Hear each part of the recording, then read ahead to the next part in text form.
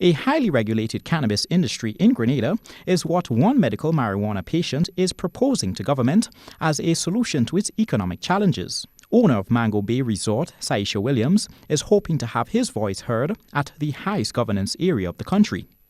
Williams says he will be organizing a group of career professionals to demand from elected officials that the law be changed. There's people that's willing to come into Grenada free of charge. This is what they do, and help us craft the law specifically for Grenada. It seems like the only way to get our elected officials to pay attention to us, seeing that there's a lot of people in this country, a good majority of people in this country, that is leaning towards marijuana or actually are using marijuana.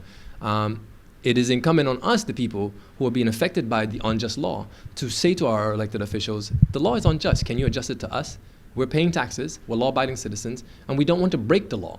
However, by the law being the way it is, unjustly, and especially unjustly implemented on us, we can't stand by and watch this happen, watch our children, watch our mothers, watch our aunts, watch our uncles, watch our grandparents go to jail for something that we should be making billions of dollars on. Williams pointed to the recent news out of Jamaica, where government has taken the decision to amend drug laws that partially decriminalize small amounts of cannabis. Saisha says he is not interested in legalizing the narcotic and recreational smoking aspect of marijuana, but is adamant that lawmakers explore the other economic benefits that can be derived. We want a highly regulated cannabis industry in Grenada, where when a young man or woman comes up and they're under 21, unless they are signed off by a doctor and parent, they're not allowed to smoke marijuana legally or consume any kind of marijuana products legally, because you're still a developing young person. Now, cannabis, in terms of the hemp version, where the same young person can come out of high school and go straight into producing something with it, that is legal for them to do. But in terms of the consumption of cannabis, no human being under the age of 21 should be legally allowed to do that without a prescription from your doctor and a sign-off from your parent.